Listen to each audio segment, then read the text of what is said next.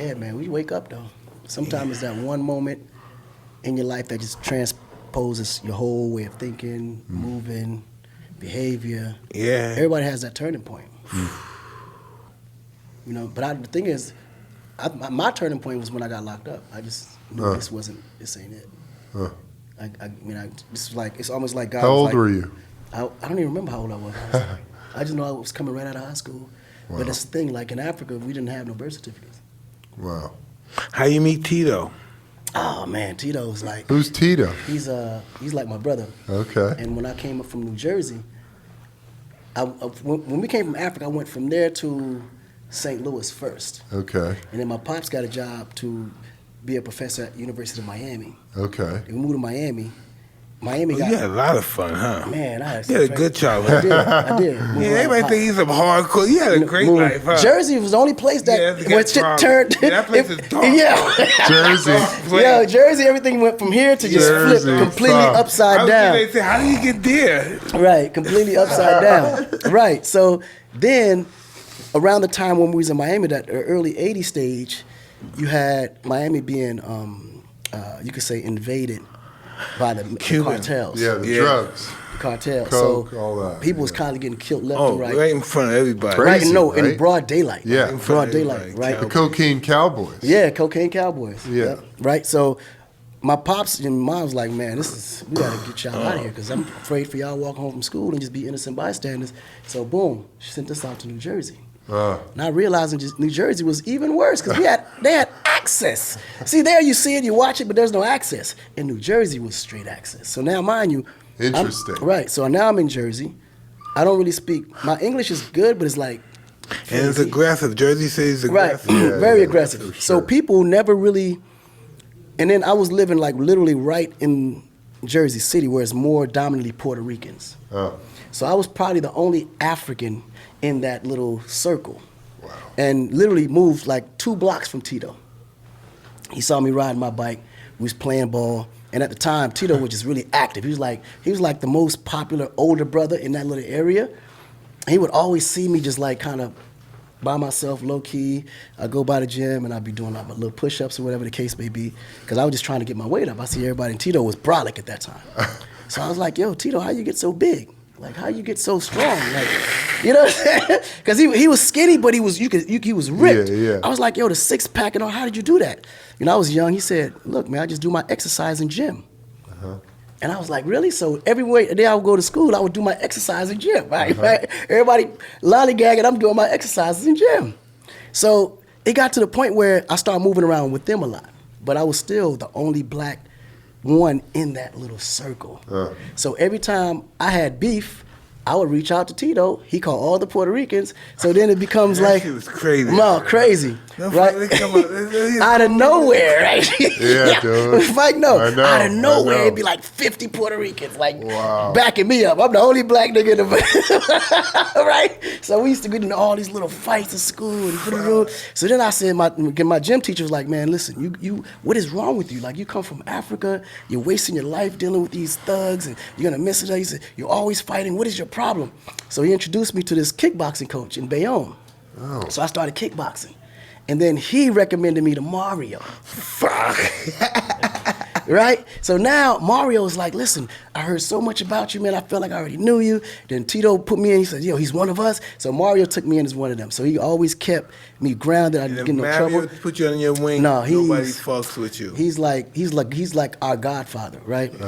He owned this whole block on Tunnelly Avenue, which looks like literally a danger zone. Like if anybody is not from there, drive over there, you'd be scared to death. Nervous. You'd be super nervous because there's nothing surrounding you. It's just it's crazy, right? So then whenever we would have beef in the street, Mario would be like, look, just bring him to the gym. So now we wouldn't fight outside no more. We had a problem. We just go to Mario, we go to ringside, and everybody in there just duke it out. You knock the fuck. Man. Like, I don't know where I be, but they come back later. I come and they show me what happened in the film. Did you know Mike? Did you guys cross paths? Right. Yeah. So Mike is a part of that DNA. That's why me and Mike are so close. Okay. Because that's why I said Mike was like literally because everywhere you go, whether you was at the bar or in the gym, Mike's photos was everywhere. Yeah.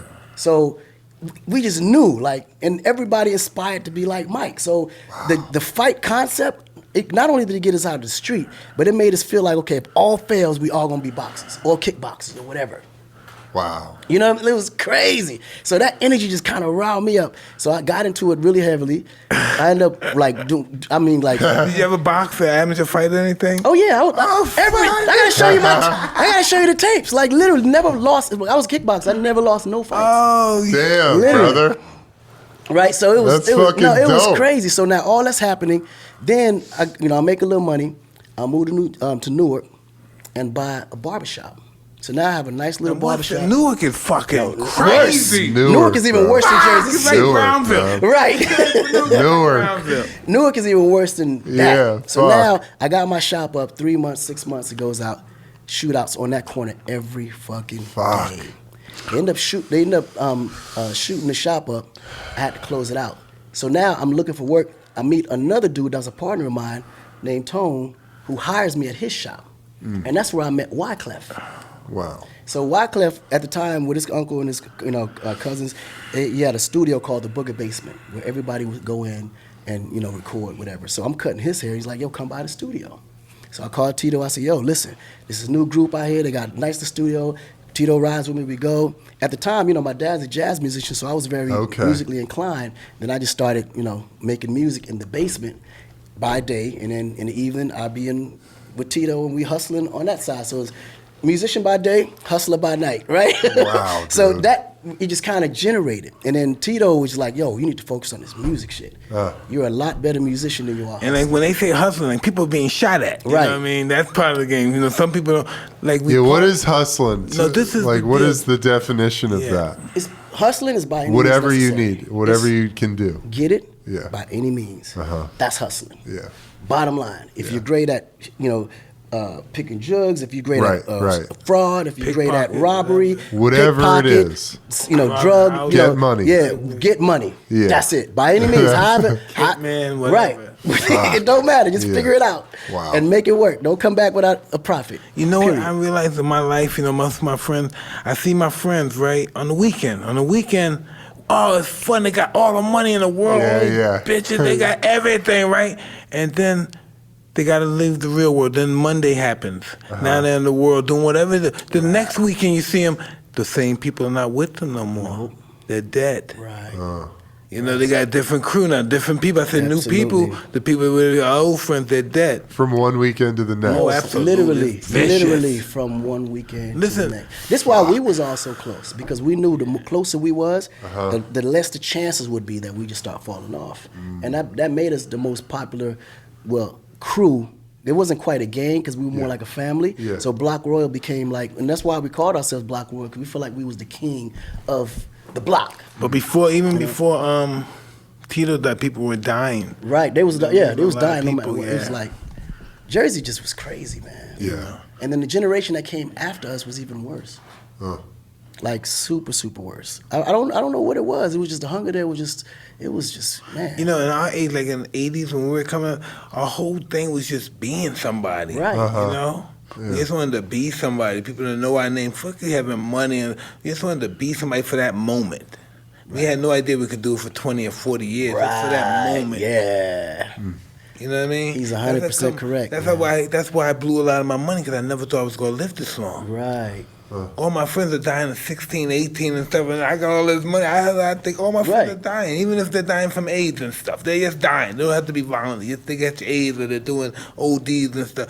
I said, fuck, why? If they're all dying, what made me think that I'm going to live any longer? Right. So live every day like it's my last. Man. Nah, and I think that's the mind state of a lot of, just ghetto kids, period.